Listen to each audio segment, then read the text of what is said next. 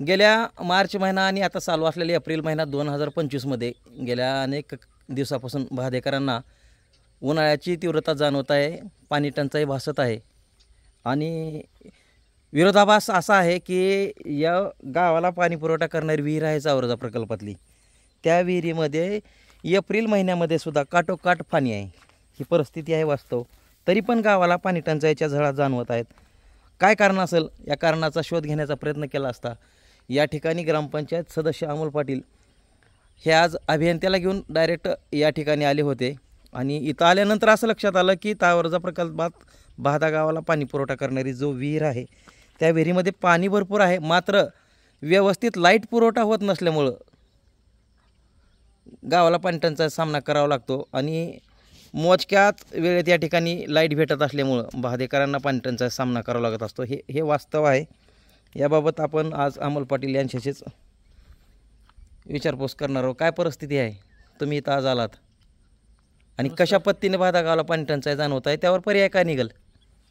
सध्या भाद्याच्या जनतेला खूप पाणी टंचाईला सामोरे जाण्याची वेळ येत आहे आणि गावातील कठारे तलावातील जे पाणी पुरवठा विहीर आहे त्या विहिरी तलावातलंच पाणी पूर्णपणे संपल्यामुळं त्या विहिरीला पाणी खूपच कमी, म्हणजे नाही असं समजलं तरी चालेल।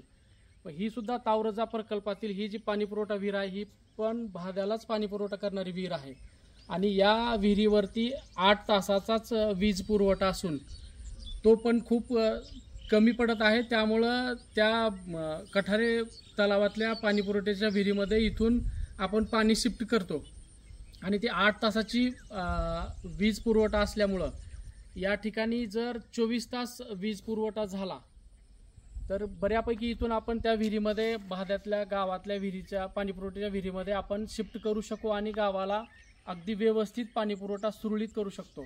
कारण या ठिकाणी पाहिलं असता खूप विहिरीच्या वर अगदी तलाव तुडुंब भरलेला आहे, पाण्याची कसल्याही प्रकारची कमतरता नाही, फक्त कमतरता आहे ती 24 तास विद्युत पुरवठा होण्याची। त्यासाठी आज मी महावितरणच्या अधिकाऱ्यांना, इंजिनियर साहेबांना या ठिकाणी घेऊन आलो आणि त्यांच्या प्रत्यक्ष निदर्शनास आणून दिलं आणि पुढच्या काळामध्ये इथं 11 kV आणि 63चा DP या ठिकाणी झाला पाहिजे म्हणून त्यांनाही त्या गोष्टीची कल्पना दिली। त्यांनीही सांगितलं की मी ज्या प्रशासकीय प्रोसेस असेल त्या पद्धतीनं मी प्रस्ताव वगैरे दाखल करतो, तुम्ही काही प्रयत्न याच्यानंतर आम्ही सर्वजण मिळून चर्चा करून या ठिकाणी 11 kV आणि 63चा DP बसवून 24 तास वीज पुरवठा करून इथून पाण्याची शिफ्टिंग चांगल्या प्रकारे करून गावाला बऱ्यापैकी पाणी पुरवठा करण्यासाठी आम्ही नक्कीच प्रयत्न करणार आहोत। तर अशा पद्धतीमध्ये अशा प्रकारे या ठिकाणी फक्त लाईट व्यवस्थित चालत नसल्यामुळे विद्युत पुरवठा अनियमित होत असल्यामुळे बाधेकरांना पाणी टंचाईचा सामना करावा लागत आहे। अपेक्षा आहे यावर लवकरच सर्वांच्या चर्चेतून, सर्वांच्या प्रयत्नातून तोडगा निघेल आणि बाधेकरांना पाणी टंचाईच्या समस्येपासून या ठिकाणी पर्याय मिळेल, पाणी टंचाईचा सामना बाधेकरांना करावा लागणार नाही, हीच एक अपेक्षा।